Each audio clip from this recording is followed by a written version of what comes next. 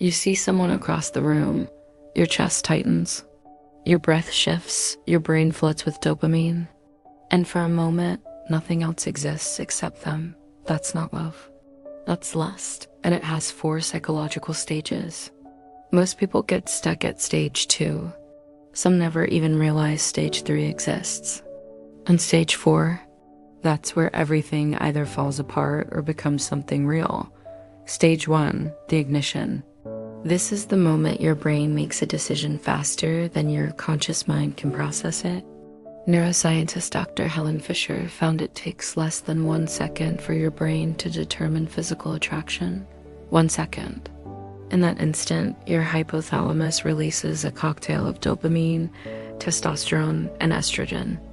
Your pupils dilate, your heart rate spikes. You're not thinking, you're reacting. This is pure biology. Your body wants something and it's bypassing logic entirely. Here's what that feels like. You're talking to someone, they lean in slightly. You catch their scent. Suddenly, you're not hearing their words anymore. You're noticing the curve of their mouth, the way they tilt their head. Your brain is screaming, I need to be closer to this person, and you don't even know why. That's stage 1, the spark, the pull. The beginning of something you can't control yet. But here's the problem. Most people think this is the whole story. They mistake the ignition for the fire. And when the dopamine fades, they think the attraction is gone, so they leave. They move on, they chase the next ignition, and they never get to stage 2. Stage 2, the obsession. This is where lust stops being casual and starts being consuming. You can't stop thinking about them. They're in your head when you wake up, when you're trying to work, when you're lying in bed at night. Psychologists call this intrusive ideation, and it's not romantic, it's neurological. Your brain is releasing the same chemicals it would during a cocaine high. You're literally addicted to the idea of this person. Let me show you what this looks like. You check your phone every 5 minutes hoping they texted. When they don't, you spiral. Did I say something wrong? Are they losing interest? You replay every conversation, every glance, every moment of physical closeness. You're not obsessed with them, you're obsessed with the way they make you feel. And that distinction, that's everything. Because at stage 2, you're still in fantasy. You've built a version of them in your mind that might not even exist.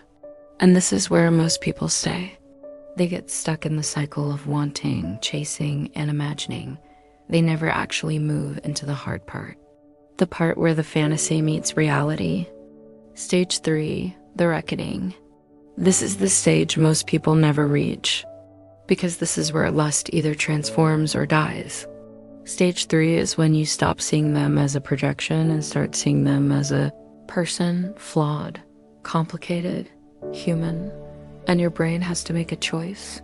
Do I want this person as they actually are? Or was I just in love with the idea? Here's the moment it hits you. You're lying next to them. The chemistry is still there, but now you're noticing other things. The way they handle conflict, their insecurities, the ways they're different from the version you built in your head. And suddenly you're faced with a question you weren't ready for.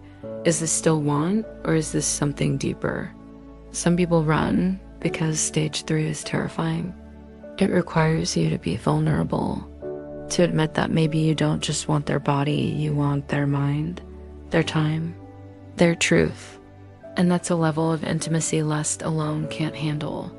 Stage 4, the crossroads. If you make it here, you're standing at the edge of transformation. Stage 4 is where lust either burns out or evolves into something else entirely. Attachment, intimacy, maybe even love. Neuroscience shows that long-term romantic attachment activates completely different brain regions than lust. The dopamine fades. But if oxytocin and vasopressin take over, the bonding chemicals lust transitions into connection. But here's the brutal truth. Not every lust is meant to reach stage 4. Some attractions are just meant to teach you something about yourself, about desire, about what you're running from or running toward.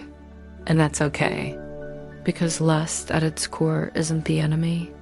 It's just your body's way of saying, this person makes me feel alive. The question is, what are you going to do with that feeling? So if you're in stage 1, intoxicated by the spark, enjoy it, but don't mistake it for the whole story. If you're in stage 2, obsessing over someone you barely know, be honest with yourself. Are you addicted to them or to the fantasy? And if you've reached stage 3, where the illusion is cracking and reality is staring back, don't run. That's where the real decision happens, because lust isn't the problem. Confusing it for love is. And the only way to know the difference, you have to be brave enough to move through all 4 stages, to let the fantasy die, to see the person, to choose or not choose what's real. Most people never make it to stage 3, but if you do, that's where everything changes.